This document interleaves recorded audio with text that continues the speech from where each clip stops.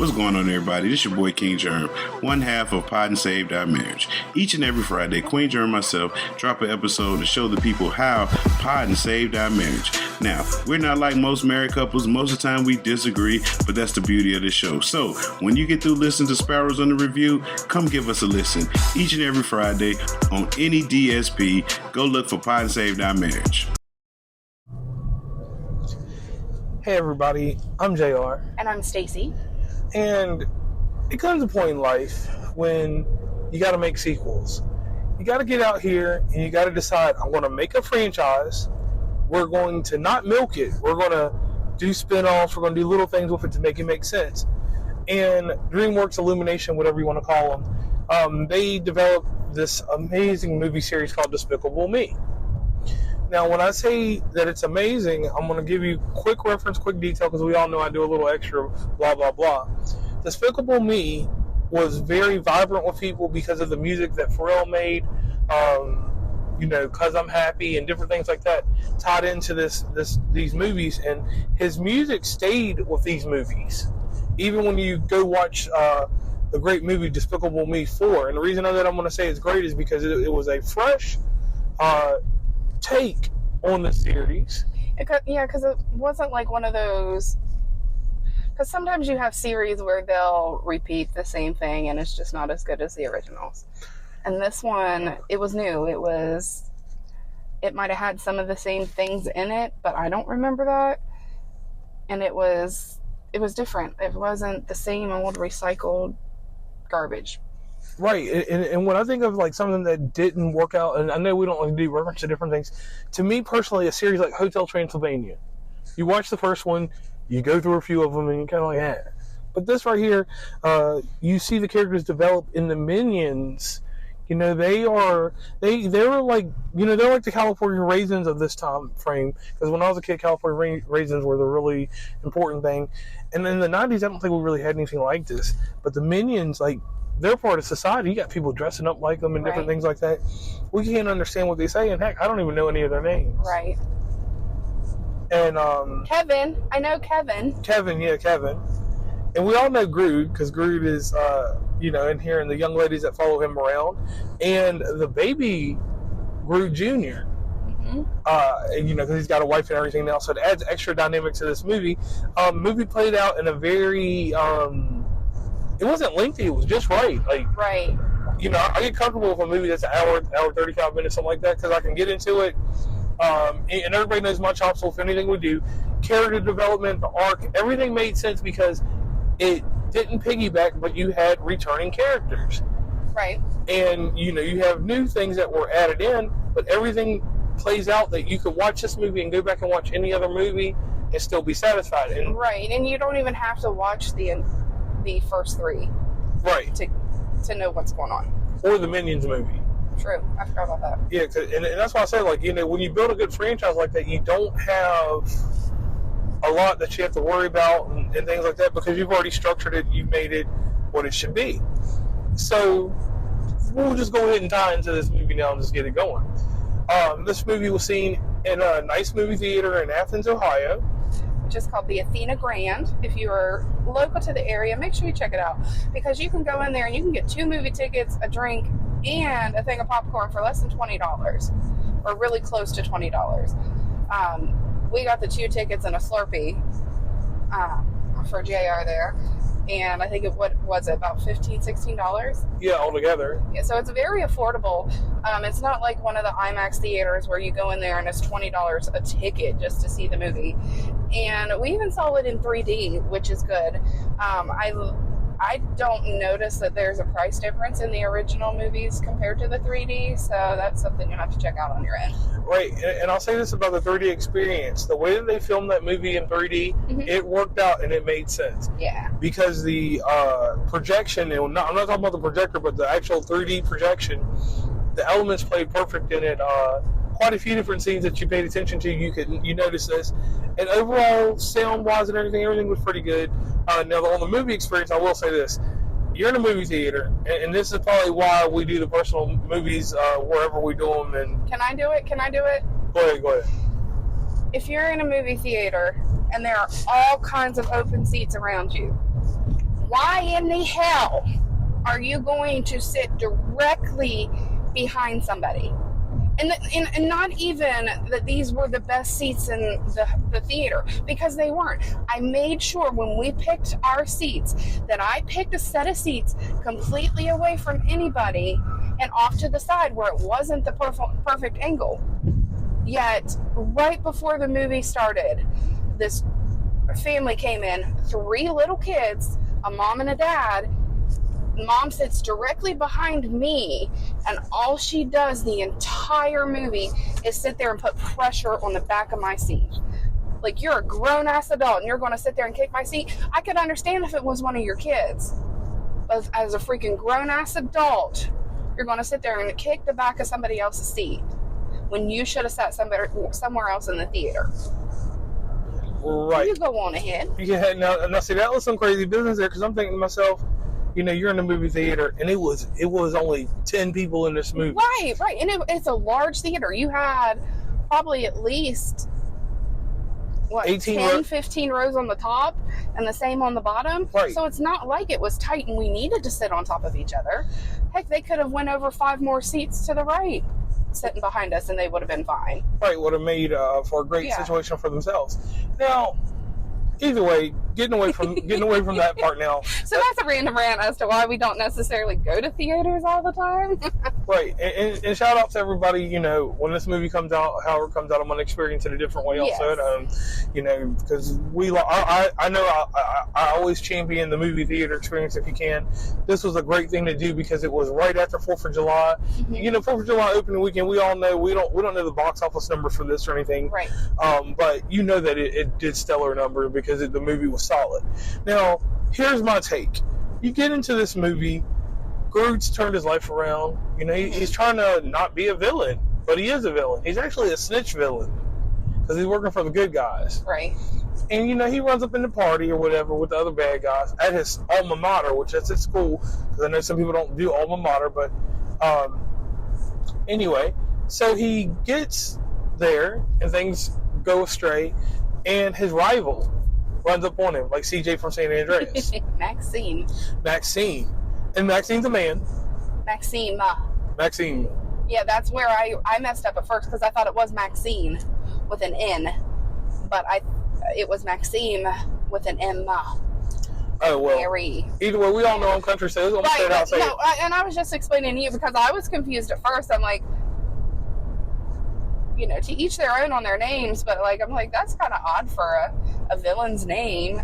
But then whenever I understood what they were actually saying, I'm like, oh, okay, it's still a little odd, but okay. Yeah, well, a little out there. And I think that, you know, that and the girlfriend to Maxime, and I did say he with him. Yeah. His girlfriend, I thought she would have been Maxine.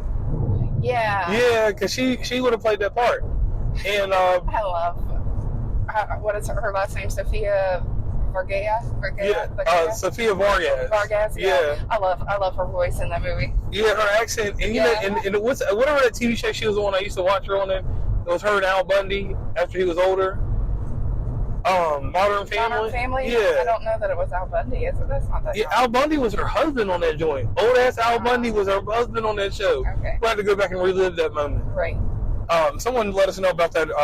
Reach out to us over at Sparrows UnderReview @gmail.com. Now, here's my take. You've got anecdotes. You've got funny things going on. Mm-hmm. And to me, it was like this movie was just. It made me smile. Right. And I'm not a hard person to please, but to get a smile out of me and to get energy from me like that, funny energy, that's really, really hard. Right. So my favorite part in the movie is, and I don't know if it was her that has done it before or if it's somebody else that did it and they kind of like stole it, but in the movie where they're flying or whatever and she goes, how long is this going to take? Yeah. And I can't do the accent or the proper line justice, so I'm not even going to butcher it here. But I do catch myself saying it after rewatching this movie, or watching this movie. Like, we were doing something the other day, and I'm just like, how long is this going to take?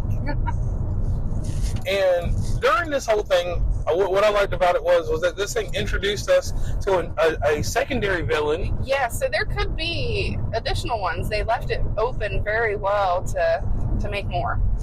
Right, and everybody knows that I'm an 80s guy, and there was 80s music reference all over this movie. Yeah. And the thing, it was straight up pop, which is fine. Those references there for adults. As I get older in age, certain things have to hit my senses. And those songs that were sung between Grood and Maxine, I'm going to call it Maxim, or whatever her name is. Maxine. Yeah, Maxine. They were poetic justice for me, because I knew the songs, you knew the songs, and, they were offbeat, off course. Steve Carell's voice. Right. And Will Ferrell was in it too. Yeah. And if you paid attention to the voice acting as an adult, and these people, it made the movie more warming and open for me. And I know that this is one of the first reviews where you're getting the happy JR. You're not getting that tough exterior. But this movie did not need my tough exterior, because it hit every single point. Right. It left me wanting to go watch something else. I want a Netflix TV series on this, at least on the Minions or something, unless there is one already. I know there might be one. It made me want to go watch the short movies that I haven't seen, like the short films that they've done. Yeah. Now, I will say there was no mystery in this movie. No. As an adult, you can go in and be like, oh, okay, after the party, you can tell what's going to happen. They're going to go here, and something's going to happen, and something else is going to happen, and then they're going to meet back up, and then this is going to happen, and then this is all going to be over with.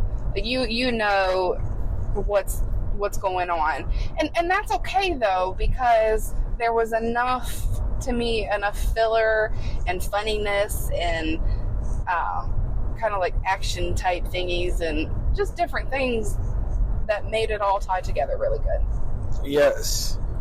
And overall, that experience for me was very great, because like I said, going to the movie theaters when it's an expensive venture kind of bothers me, but going here for the price that we paid, the quality of the venue, which take nothing away from Athena Grand, it serves its purpose and it does what it needs to do. Right. Well, we'll jump into the movie theater itself.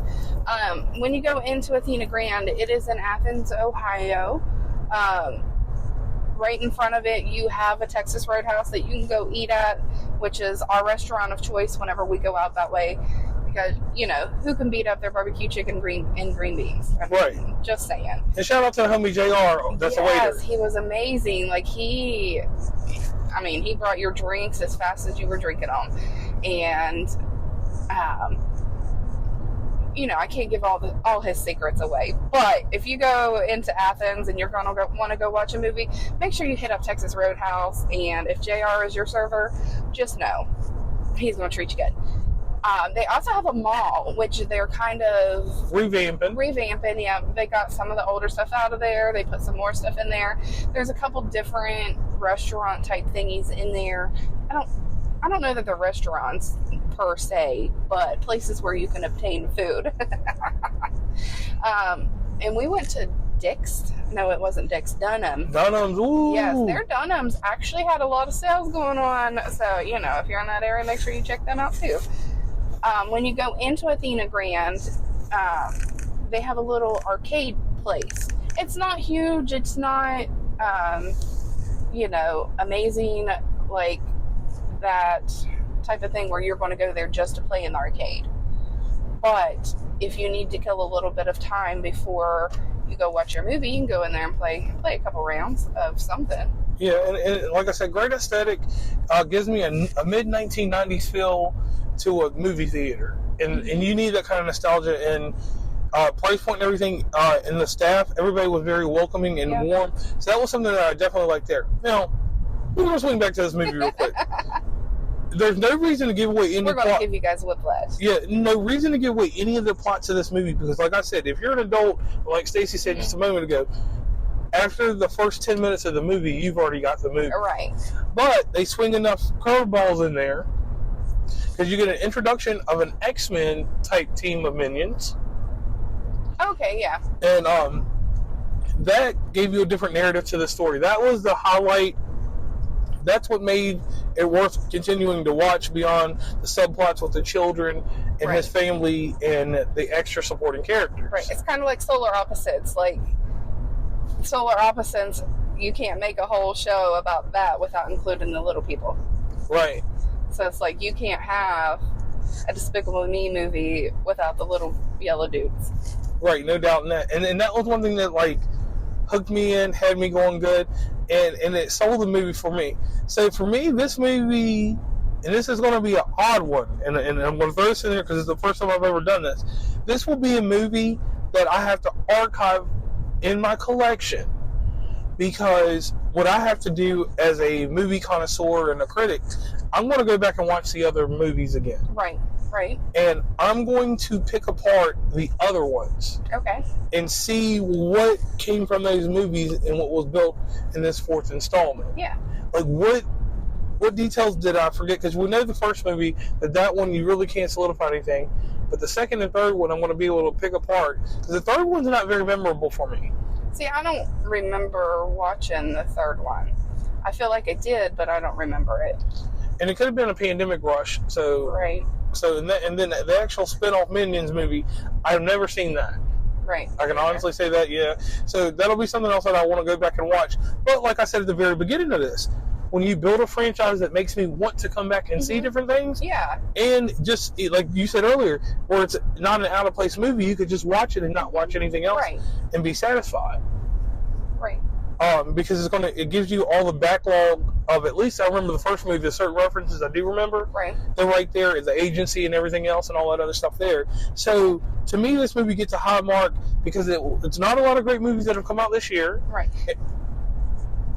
It's definitely one that I'm going to rewatch. It's one that I'm going to introduce to the nephew, the younger one, because the older one sucks right now because, he's a teenager and everything.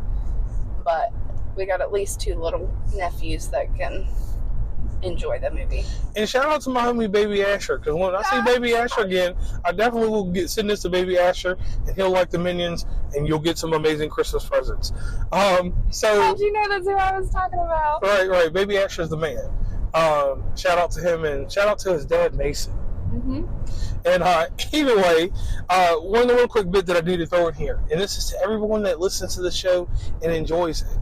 Please, if you get a chance, rate, subscribe, do whatever you would like to interact with us. Yes. We have the email open, sparrowsunderreview@gmail.com. Yes. We are also on Instagram. Yes, we're definitely on Instagram. So please head over there and give us a follow. That way we can kind of, build things up. Kind of try and let you know what's going on. And that way, if you think we're doing a good job, you can let us know. Or if you have a certain movie or a book or TV series or place to eat or whatever you think that we need to go do, feel free to send us a message. Yes, no doubt in that. So on that note, I'm JR. And I'm Stacey.